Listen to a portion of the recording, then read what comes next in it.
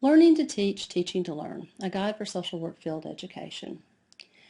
This presentation and the ones to follow come from a book, Learning to Teach, Teaching to Learn, a guide for social work field education. And it was written by Carmen Ortiz Hendricks, Jean Bertrand Finch, and Cheryl L. Franks.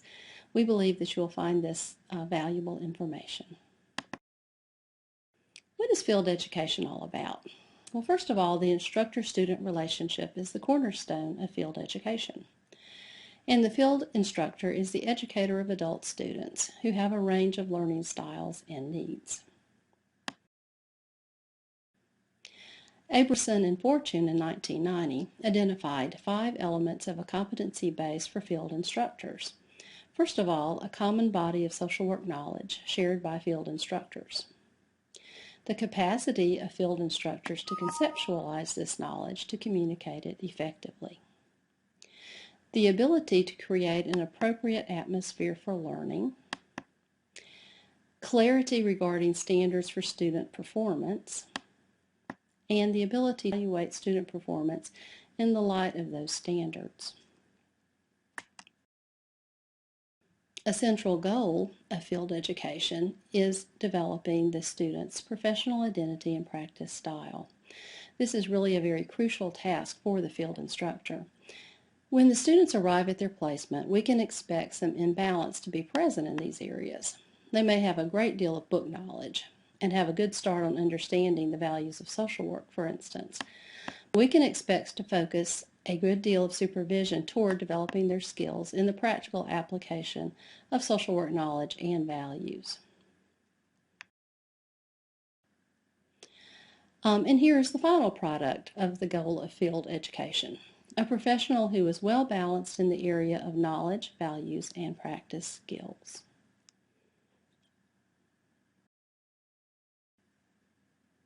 Steps toward developing professional identity and personal style.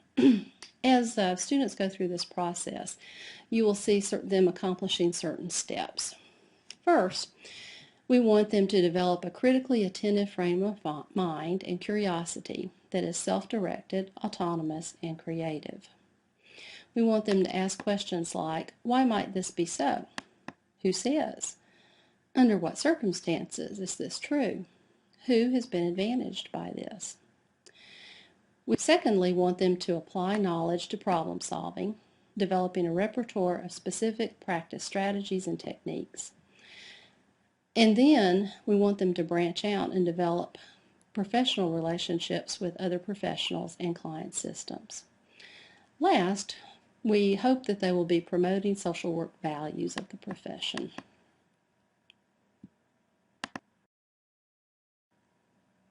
Okay, so let's look more closely at step 1. We need the students to move from concrete absolutism to a more reflective style that is comfortable with ambiguity. Or as Goldstein in 1993 said, we want the students to become what they know. In order to do this, we want to develop the student's ability to simultaneously critically reflect while in action with clients, maintain an inquiring state of mind and gentle skepticism, and ask those questions that we talked about earlier. Step 2, we want to develop the student's ability to recognize that there is not one correct or objective solution for human problems. And we want them to use a more reflective style of problem solving that is comfortable with ambiguity. In step 3, we want to develop the student's professional connections.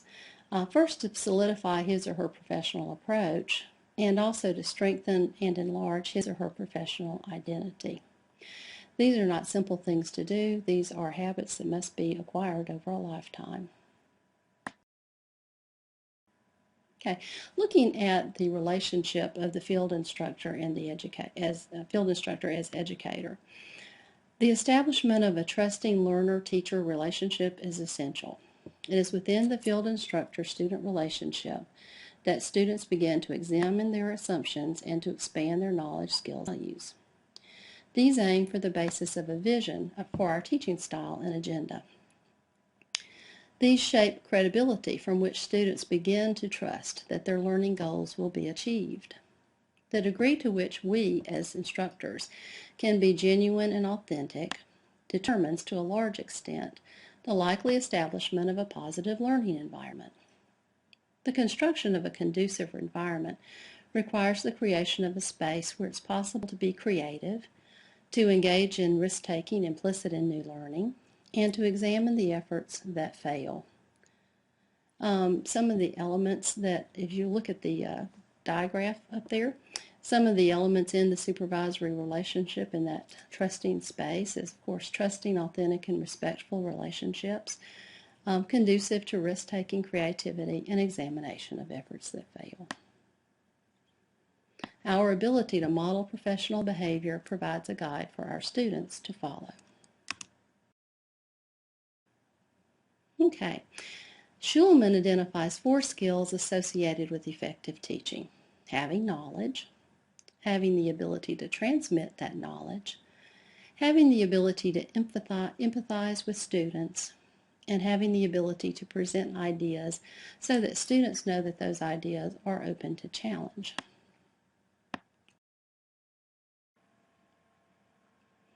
There are several initial steps most field instructors go through in their early supervisory experience. First, they're selected by someone who thinks that they have the ability to teach new social workers. So, being selected to be a field instructor is a compliment to your skills as a social worker. Second, the new field instructor embraces the new role. So, let me be the first to say, if this hasn't been said to you, welcome to field instruction. Third, most of us, initially at least, follow the models that our own field instructors and agency supervisors have used with us. This can be a very good place to start. Fourth, and most importantly, I think, use your social work skills. There is considerable overlap between field supervision and the skills you use to establish good working relationships with your clients and other agencies, etc. We will talk more about this later in this presentation and in the following one. Fifth, find and engage in formal education on supervision and teaching adults. The field office at the School of Social Work at the University of Alabama offers training in these areas along with other social work related topics at the beginning of fall and spring semesters. Please be sure to take advantage of those as much as you can because we would love for you to join us. And then there's a stepwise development of supervisory skills. This overlaps a little bit with the former one that we just talked about. Dearnley suggests that these processes may occur stepwise in the development of supervisory skills. We often begin by being thrown into the role with little preparation. Many of us can relate to that. And we rely on models we have experienced or observed. As the role begins to fit more comfortably, and confidence builds, we draw on our repertoire of skills as a social worker and apply these to the supervisory relationship. As confidence develops further, seeking support from colleagues and seeking additional knowledge are common. And then finally, there is the development of a sense of credibility, a freedom not to know, and to be more open to the workers or the students, depending on which person you're supervising, explicit, implicit material that they bring to the table. One discovers one's own style, becomes more comfortable with it, and creates and refines a framework of knowledge in which to operate.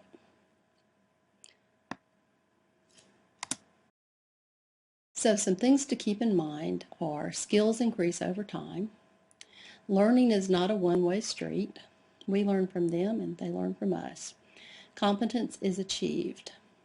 But along with competence being achieved, there's also an ever-evolving search for increased competence and effectiveness because the challenges remain.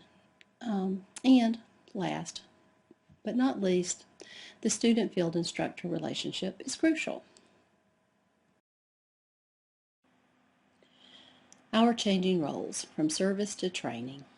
Becoming a field instructor requires several different types of role changes that create expected stresses and possible tensions, but these role changes also involve professional growth and expansion of our professional responsibilities. As you can see from this graphic, field instruction entails the components of staff supervision, administrative, supportive, and educative functions. The difference resides in the field instructor's educative functions and the need to become critically reflective about their practice as social workers and field instructors so that they, or field instructors in turn, can demonstrate and describe this process to their students. One of the important shifts from the supporter of those in need to educator and advocate for the student's learning entails moving away from the direct line of service provision, which most of us are accustomed to doing, or administration, to the management of service delivery one step removed, with an eye on the organization as a training site and not just as a service site. Provision of services performed through the eyes and voices of students calls for the acquisition of authority in the role of mentor. Reynolds in 1985 advises that working through students to meet client needs involves learning to sharpen our focus on the student while also maintaining a balance that keeps the client system and task in mind. In other words, our lens must be adjusted to include the student's focus as well as the client's focus. As all good social workers know, this is accomplished by starting where the student is, not where the client is, but where the student is, and by being prepared to individualize the assessment of each student's capacities so that these capacities can be channeled to serve the client's system's needs. In our new role, we must be prepared to teach another person what we do as social workers. And obviously it is essential that we understand that we know something about social work and that we are confident in our skills and we are eager to impart what we know to students. Anticipation of barriers or blocks to our effectiveness is an important part of this preparation. Our changing roles continued. Some hints toward achieving this needed mindset are being realistic about our limitations, areas of strength and weaknesses, and what is possible to achieve. Identifying aspects of what it was like to be supervised that may be drawn upon as we assume the role of field instructor. Identifying what makes us anxious. Respecting the student's desire to learn. Expanding the notion of success from student satisfaction to a more significant evaluation of the student's demonstrated progress. Learning how to tell others what to do and how to do it, but also being prepared to listen carefully and provide a structure that supports listening. Recognizing and handling resistance and the reality that people do not always do what is asked of them. Building an alliance on trust, confidence, and fairness. Developing a frame of reference that promotes critical thinking in ourselves as well as others, and developing a sense of when is the right time to push or pull back. Examining our agencies from the perspective of what learning opportunities are available that support the development of new professionals. And understanding that coming from a particular worldview requires that we develop the capacity to move beyond this comfort zone and open ourselves to other ways of knowing and learning. Our credibility as field instructors is rooted in knowledge, theoretical familiarity, and experience.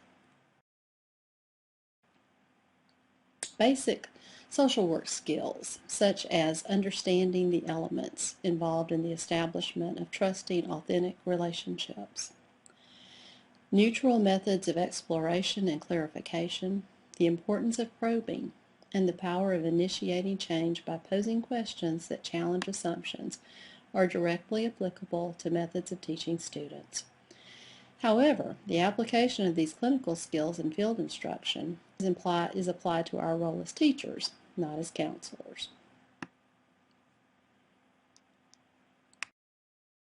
So let's look at the field instructor-student relationship.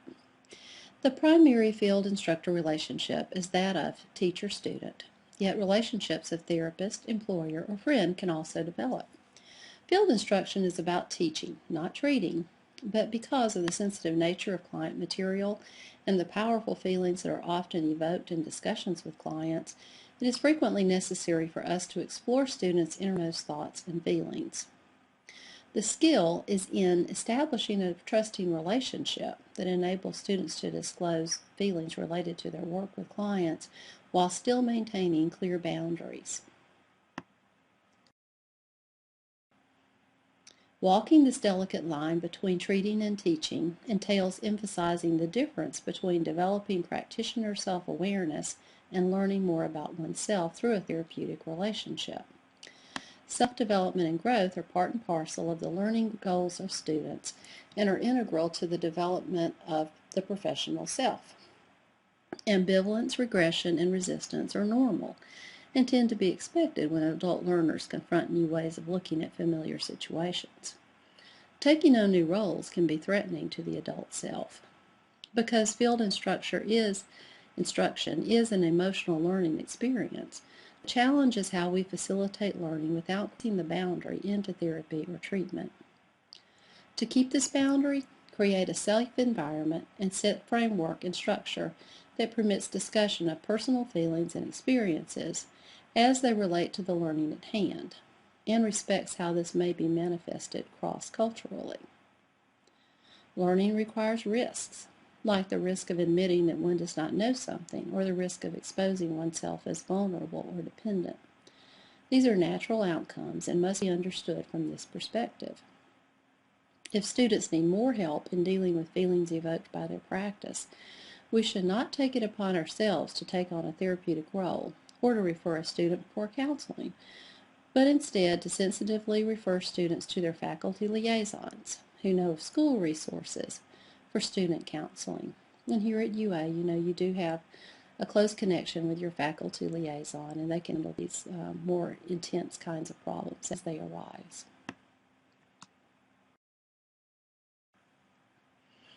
Okay, looking at new learning challenges, students engaged in new learning often become preoccupied with themselves or their lack of skills. Their energies may become directed toward their discomfort rather than toward the issues and the questions of their clients. In these expected situations, we, as the field instructors, reestablish a focus on the reality of the client's needs, the facts of their situations, and the methods and techniques that further the work instead of focusing solely on the student's discomfort.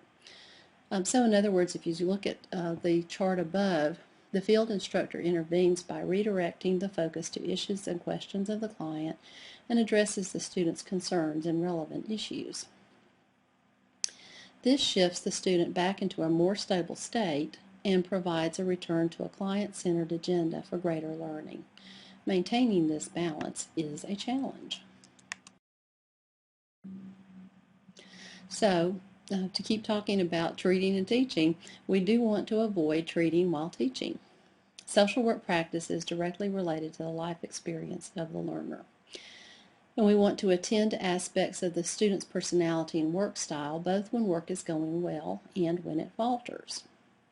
Some attention should be paid to the personal issues that directly affect students' learning and performance in the placement. But we do want to avoid exploring the student's internal issues or concerns. The focus should be on the work the student's doing with the individuals, families, groups, communities, or organizations, and the social work practice learning needs related to those. So, to sum this up, some teaching does involve helping and some helping does involve teaching, but we want to keep it focused on the work at hand. Differences between treating and teaching.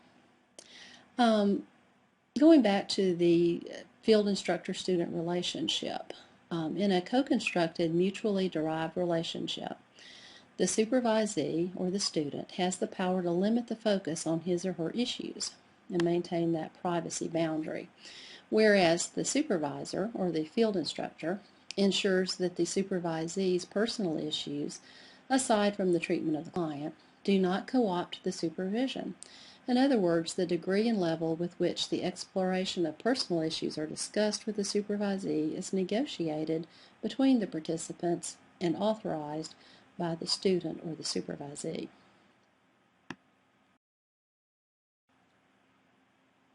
Okay, guidelines for boundaries.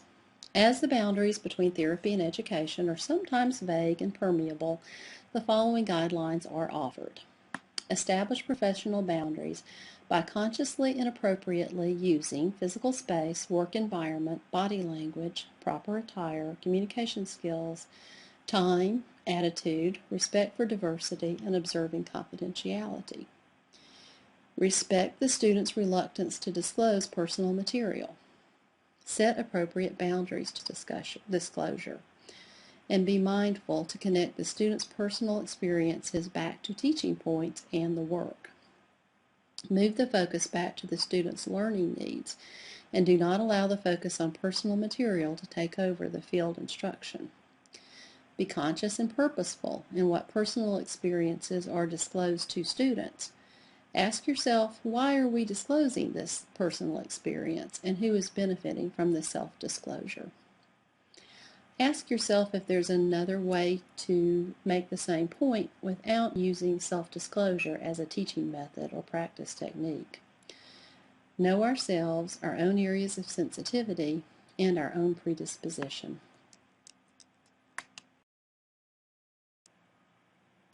Being role models for our students. Practice principles are often taught, according to Schulman in 2004. As field instructors, we are role models for our students across the broad spectrum of professional values and behaviors. When they enter this phase of their careers, students will refer back to how we provided field instruction and supervision, and will use us as models for how to provide field instruction to their students. So this is an area in which we will continue to have an impact for years and years to come. Looking at the chart above, you'll see that some of the things that we are being role models for are having the same expectation for ourselves as for our students. Timeliness of work, punctuality, etc. Demonstrating that similarity does not imply similar worldviews or experiences. Demonstrating that diversity is important and needs to be discussed. Listening, being non-judgmental, being open to students' thinking processes, saying I don't know or let's find out, accepting criticism. Taking responsibility seriously, managing power differentials with respect and mutuality, which has a parallel to the power differentials between student and client. Demonstrating the importance of consistency and structure by ensuring regular field instruction conference time. Working with the social work program. Please review the field manual from the University of Alabama to refresh yourself on the requirements for the University of Alabama School of Social Work, and the website is provided there. Schools have different procedures covering agency student contacts before field instruction begins. However, there are some general guidelines that, when followed, will ease the beginning phase.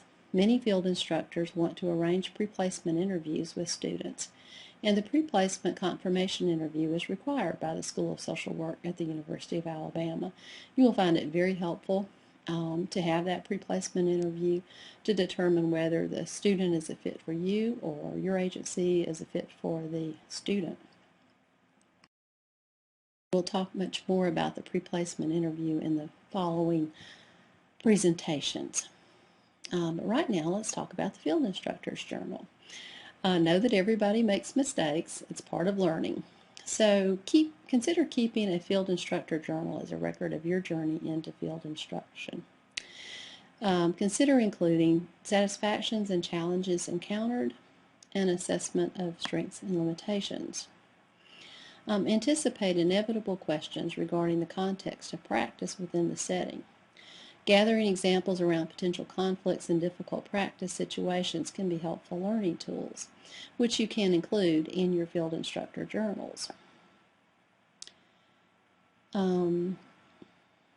Journals aid reflection on the process of learning by keeping track of critical episodes and events in learning, and by recording the actions or process that enhance or hinder us. In time, the journals can reflect how we develop as teachers and how our students respond to our teaching. Using reflective journals to monitor our own growth parallels teaching our students to use recordings as a self-reflective tool in field instruction. And importantly, not only are we modeling professionalism by our receptiveness, honesty, and openness, but we're also creating an environment for learning, self-reflection, and professional growth.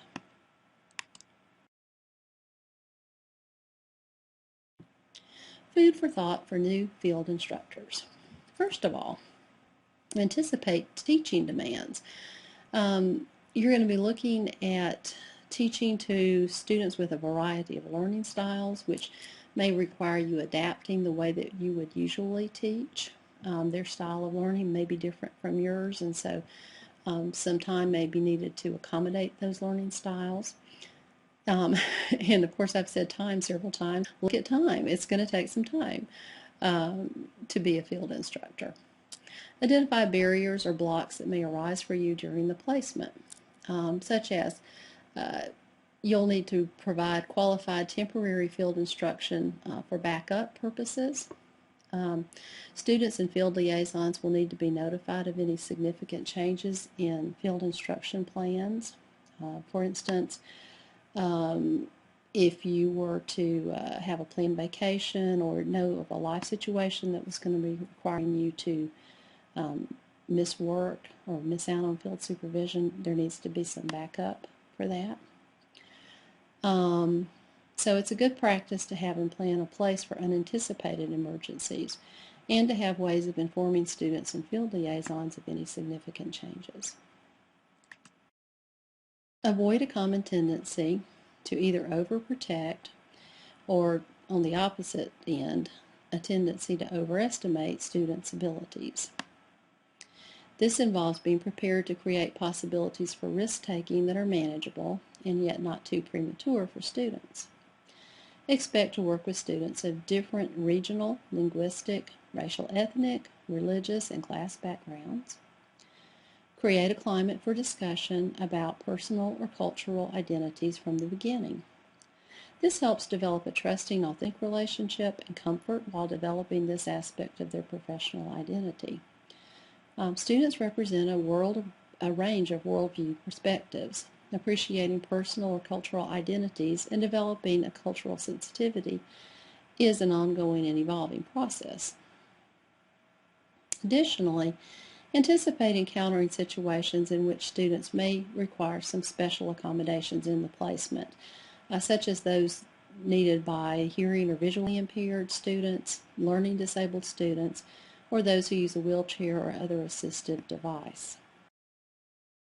Be aware that the student may have educational expectations that do not mesh with the realities of your agency. For example, group assignments may be required, but the agency does not offer group services. An agency may require lengthy observation prior to taking on independent assignments, whereas the school may prefer assignments to be undertaken in the first week of placement. There are some ways to accommodate for that. Let's say that group assignments were required. A student might start an after-school group program, even though this isn't a regular agency service. Or a student may do family work in an agency, even if the agency isn't reimbursed for this service. This is a matter of just trying to look at the needs of the student and trying to find creative ways to adapt. Okay, summary points. Field instruction can be demanding and time-consuming. Barriers or blocks to effectiveness will emerge.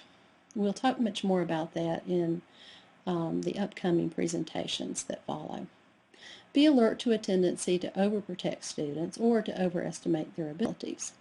Expect to work with a diverse group of students. Establishing rapport with students happens over time. The fit of personal style and professional style provides a helpful foundation for discussion. Conflicts between education expectation and the realities of agency-based practice may emerge. As said before, we'll discuss that in later presentations. Securing possible assignments for students and negotiating assignments within the organization takes time and planning. Power and authority are inherent components of the field instruction relationship. Anticipate questions that challenge protocols in the context of practice within the setting. Mistakes will be made. This is a natural part of the learning process. Final points. The takeaway here is this can be a truly rewarding, growth-producing experience for you. and you have the opportunity to significantly enrich future social workers' professional career. And finally, the University of Alabama School of Social Work is grateful, most grateful, for your important contribution to the welfare of the profession as a whole. Thank you, and welcome to the ranks of field instructors.